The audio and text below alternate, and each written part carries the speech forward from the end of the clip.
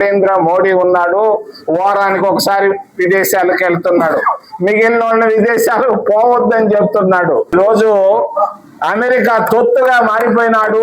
ఈ రోజు నరేంద్ర మోడీ 20,000 మంది చిన్న బిడ్డలను పాలస్తీనాలో అమెరికా వాళ్ళు, ఇజ్రాయెల్ వాళ్ళు చంపితే 20,000 మంది, 20 మంది కాదు, చంపితే స్కూళ్ళలో చదువుకునే వాళ్ళు, హాస్పిటల్లో ఉన్నటువంటి చిన్న బిడ్డలను చంపితే ఈ రోజు వరకు నరేంద్ర మోడీ మాట్లాడకపోవడం ఇది గర్హనీయం. మేము కాంగ్రెస్ పార్టీ తరఫున ఖండిస్తున్నాం. భారతదేశంలో సమానత్వాన్ని ఇచ్చింది కాంగ్రెస్ పార్టీ. పార్లమెంటరీ వ్యవస్థ, కోర్టులు, మరి ఈ రోజు అసెంబ్లీలు, పార్లమెంటులు ఇవన్నీ ఉన్నాయంటే కాంగ్రెస్ పార్టీ తీసుకొచ్చింది. అంతేకాదు విద్యా హక్కు, సమాచార హక్కు, మరి ఎన్నెన్నో అన్ని హక్కులు ఇచ్చింది కాంగ్రెస్ పార్టీ. నేను అడుగుతున్నాను నరేంద్ర మోడీని, భారతీయ మీరు ఏం చేశారు 12 సంవత్సరాల్లో? కనీసం ఒక్క ప్రెస్ కాన్ఫరెన్స్ అన్నా పెట్టాడా? నేను వారానికి 2-3 సార్లు పెడుతున్నా, ఏమైనా అడగమంటున్నా. ఆయన ఒక్క ప్రెస్ కాన్ఫరెన్స్ అన్నా పెట్టాడా? పెట్టుంటే దమ్ముంటే పెట్టమను. ఇది భారతీయ జనతా పార్టీకి, కాంగ్రెస్ కి, మరి కొండకి మరి చిన్న విత్తనానికి ఎంత తేడా ఉందో అంత తేడా ఉంది. ఎస్సీని అట్ట పట్టుకుంటే 6 నెలలు బెయిల్ లేకుండా జైలుకు పంపించేటువంటి పరిస్థితులు మేము తీసుకొచ్చాం. అంటరానితనాన్ని తీసేసాం.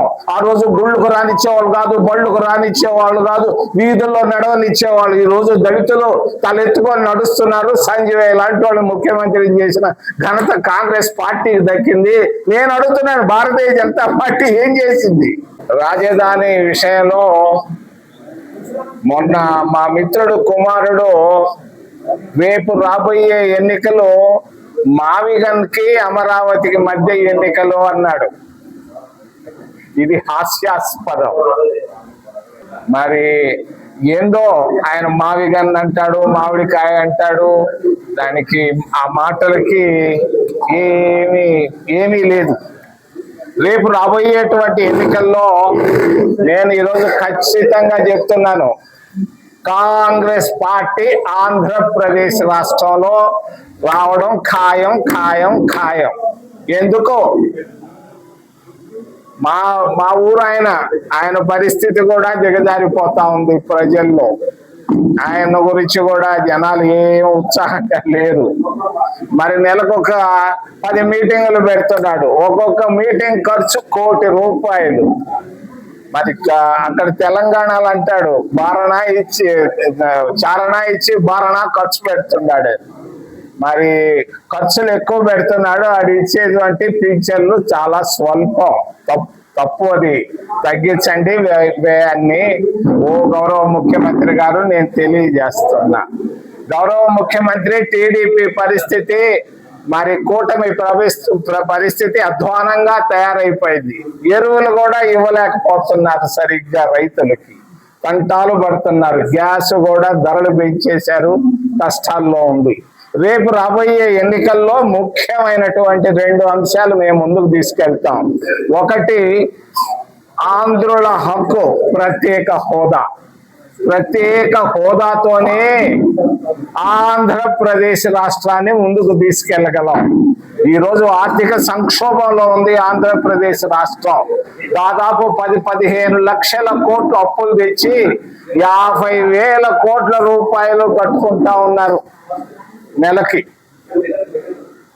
మరి ఈ పరిస్థితుల్లో ఉంది ఆంధ్రప్రదేశ్ రాష్ట్రం. ప్రత్యేక హోదా, ఆంధ్రుల హక్కు. మరి సోనియా గాంధీ, మన్మోహన్ సింగ్ గారు ఇచ్చినటువంటి ఆ హక్కు కొరకు మేము జనాల్లోకి వెళుతాం రేపు రాబోయే ఎన్నికల్లో. రెండో విషయం, దళిత క్రైస్తవులు. మరి గిరిజనులకేమో చర్చికి పోవచ్చు, వాళ్ళకేమి ఇబ్బంది రాదు. దళితులు చర్చికి పోతే ఇబ్బంది. వాళ్ళకి దళితులకు ఎస్సీ హోదా రాదని మరి భారతీయ జనతా పార్టీ కుట్రలు బందుతా ఉంది. దీనిపైనే మేము ఎన్నికలకు వెళ్తాం.